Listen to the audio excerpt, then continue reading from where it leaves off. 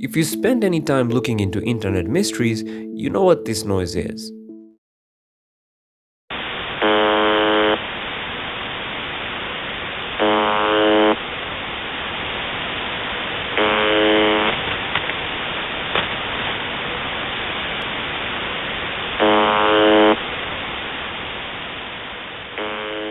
UVB-76, or the buzzer. It is a Russian military station that has been broadcasting this exact sound 24 hours a day since the late 1970s.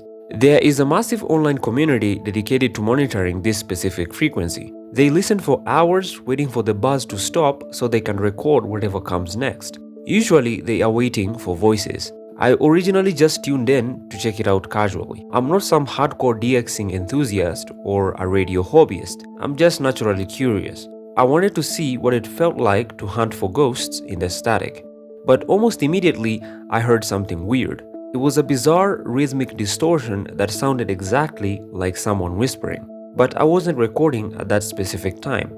So I panicked, fumbled around trying to capture it, and by the time I hit record, it was gone. Just back to the endless buzzing. Now, missing it is what completely dragged me in. That one phantom whisper is what led me to spend at least a few hours every single day for the past few weeks logging in. But here is the hard truth I eventually figured out. What I heard the first day wasn't someone talking, it was radio interference. Now, I want to be completely clear right off the bat. I'm not claiming that the people who monitor UVB-76 are making things up. Real human voices do broadcast on this frequency. It happens. But what I heard, and what I suspect a huge portion of amateur listeners are actually catching, is unfiltered radio garbage. And the reason being, you have to look at how we are actually listening to this station in the first place. I could have bought a simple shortwave receiver online to listen for myself. But honestly, there was a much easier and faster way to test this without waiting for a package to arrive. So I did what majority of casual listeners do.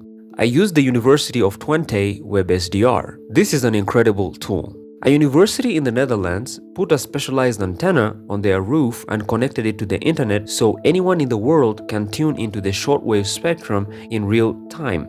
You just punch in 4625 kHz and suddenly you're intercepting the so-called Russian military transmissions.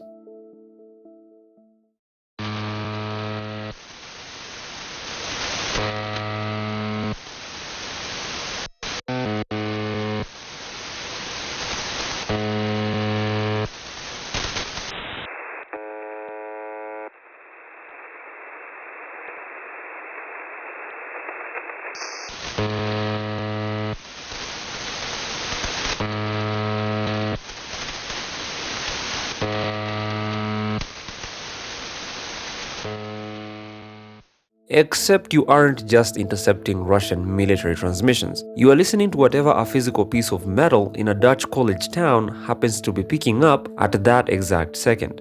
Shortwave radio does not work like a Spotify stream.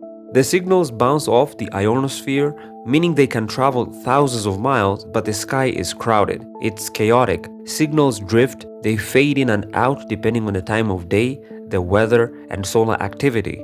When you tune that Dutch antenna to the buzzer, you are absolutely picking up the Russian transmitter, but you are also picking up ham radio operators bleeding over from adjacent channels. You are getting atmospheric cross-modulation. You are getting encrypted data busts from automated weather stations that sound exactly like distorted robotic voices.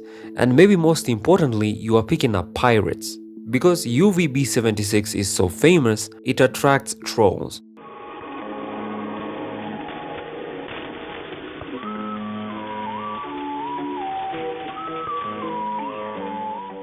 European pirate radio operators regularly broadcast on this frequency just to mess with the thousands of people they know are listening online. They will blast music, play weird sound effects, or just talk over the buzz. Which brings me back to what I heard on day one. When you stare at a scrolling blue and yellow waterfall display for hours, listening to an aggressive drone, your brain gets tired.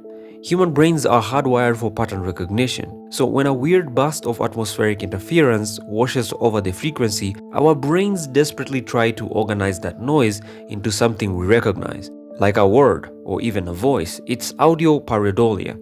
I heard that strange, whispering interference, and for a split second, my heart jumped. I thought I had caught something classified. It's an intoxicating feeling. You wanted to be someone speaking. You want to be the one who intercepted the secret message. But here's where the story gets complicated. Because as much as I can debunk the interference and the trolls, the legends aren't entirely wrong. The reason the buzzer has this mythological status is that occasionally the machine stops. The buzzing will abruptly cut out, the channel will go completely dead for a few seconds, and then a live human voice will key the microphone. No interference, no audio pareidolia, just a Russian military operator reading a string of alphanumeric codes and then going right back to the buzz.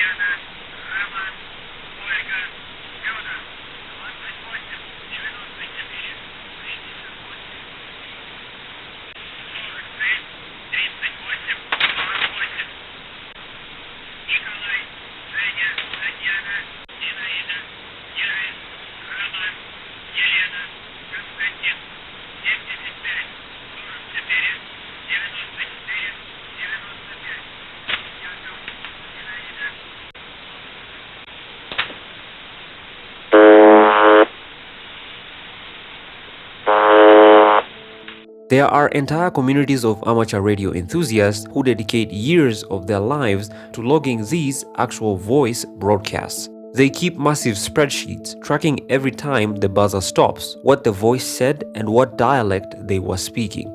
They know that the buzzer isn't some doomsday dead-hand device waiting to launch nukes. It's almost certainly something used to mark a specific channel. Now, the military uses the buzz to keep the frequency occupied so nobody else takes it. When they actually need to send a message to a specific military district, probably just routine logistics about troop movements or equipment checks, they stop the buzz, read the code, and turn the buzz back on. The people tracking those real voices are doing incredible patient work. But for the rest of us who just drop into a web radio for a few hours a week, we are mostly just listening to the pollution of the European radio spectrum. Now, I walked away from those weeks of obsessive recording with a sense of respect for the whole thing. Anyways, thanks for watching, and I will see you in the next one.